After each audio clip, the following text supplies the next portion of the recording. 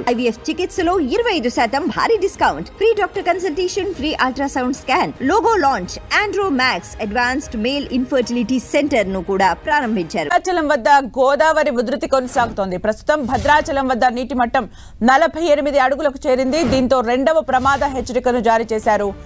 భద్రాచలం వద్ద 11,44,645 క్యూసెక్ల వరద ప్రవాహం కొనసాగుతోంది. లోతట్టు ప్రాంతాల ప్రజల్ని అధికారులు అప్రమత్తం చేశారు. 53 అడుగులకు చేరితే మూడవ ప్రమాద హెచ్చరికను జారీ చేయనున్నారు అధికారులు.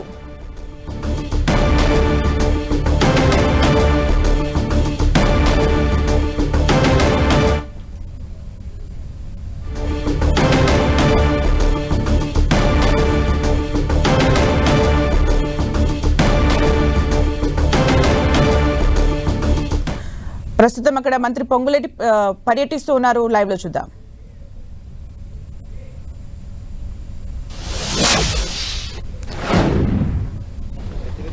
ప్రకటించబోతున్నారు. భద్రాచలం వద్ద గోదావరి వరద ఉధృతి రెండో ప్రమాద హెచ్చరికను దాటి ప్రవహిస్తుంది. ఇప్పటికే గోదావరి కరకట్ట కావచ్చు, గోదావరి నూతనంగా నిర్మిస్తున్న కరకట్ట పనులను కూడా మంత్రి పొంగులేటి శ్రీనివాసరెడ్డి, కలెక్టర్, ఎస్పీ ఇద్దరు సమక్షంలో పర్యవేక్షించారు. మరికొద్దిసేపట్లోనే పునరావాస కేంద్రాలపై సమీక్ష సమావేశం కూడా నిర్వహించారు. మనతో పాటు పొంగులేటి శ్రీనివాసరెడ్డి గారు అడిగి తెలుసుకునే ప్రయత్నం చేద్దాం.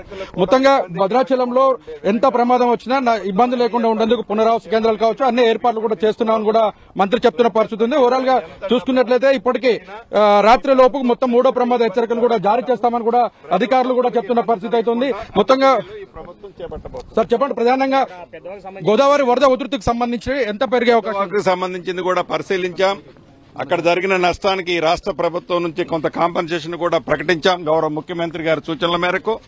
అదే రకంగా అక్కడ జరిగిన పొరపాట్లు ఎవరైతే అధికారులు ఉన్నారో వారికి సంబంధించింది కూడా రిపోర్ట్ తీసుకొని తప్పకుండా వారి మీద కూడా చర్యలు తీసుకోబోతాం. పునరావాస కేంద్రాలకు సంబంధించి ఎలాంటి ఏర్పాటు చేశారు?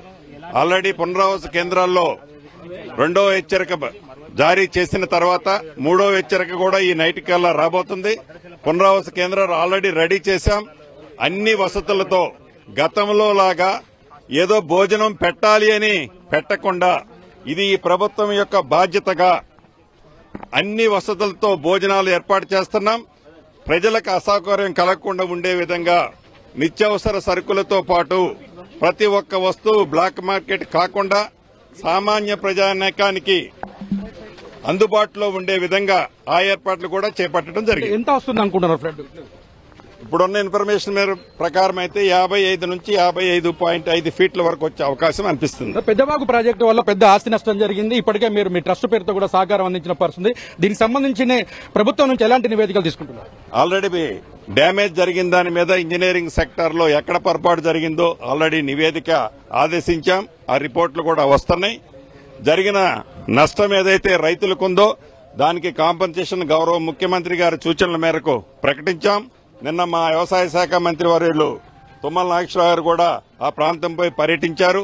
అందరం అనుకునే ఇప్పుడు అక్కడ కావాల్సినవన్నీ ఏర్పాట్లు చేసి ఇప్పుడే వచ్చాం.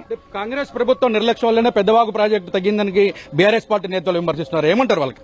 పచ్చగా వచ్చినోడికి దేశం అంతా పచ్చగుందని ప్రాజెక్టుకి అక్కడ తెగేదానికి అది కాంగ్రెస్ పార్టీ ఆనాడు కట్టింది, ఎప్పుడు ఇయ్యాల కట్టింది కాదు.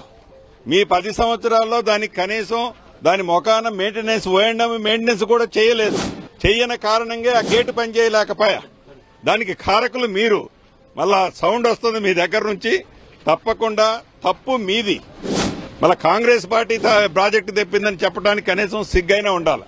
చూడొచ్చు, మొత్తంగా చూసుకున్నట్లయితే గోదావరికి సంబంధించి 55 అడుగులు వచ్చినప్పుడు కూడా ఎటువంటి ఇబ్బంది కలగదని కూడా చెప్తున్నారు. 55 అడుగులు దాటే అవకాశం ఉందని కూడా పొంగులేటి శ్రీనివాసరెడ్డి గారు చెప్తున్న పరిస్థితి ఉంది. ఓవరాల్ గా చూసుకున్నట్లయితే అన్ని ఏర్పాట్లు కూడా చేశాం. ఎక్కడ ఎలాంటి ఇబ్బంది కలగకుండా ఉండేందుకు ముందస్తు కూడా చర్యలు తీసుకుంటున్నామని కూడా పొంగులేటి చెప్తున్నారు. ఇప్పటికే దానికి పెద్దవాగు ప్రాజెక్టుకు సంబంధించి కారకులైనటువంటి అధికారులు, ఇంజనీర్లు ఎవరైతే ఉన్నారో వారిపైన నోటీసులు కూడా జారీ చేశాం. కావాలనే బీఆర్ఎస్ పార్టీ నేతలు విమర్శలు చేస్తున్నారు.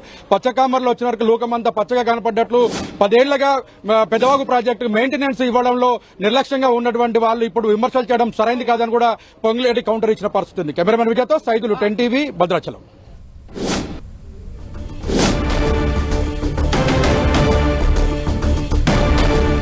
రైట్.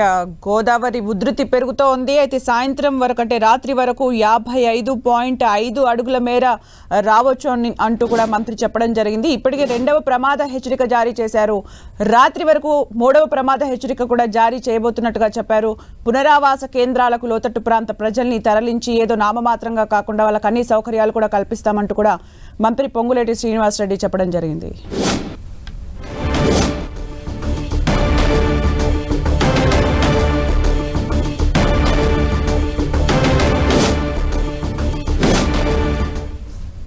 గత 4 రోజులుగా కురుస్తున్న భారీ వర్షాలకు గోదావరి ఉగ్ర రూపం దాల్చింది.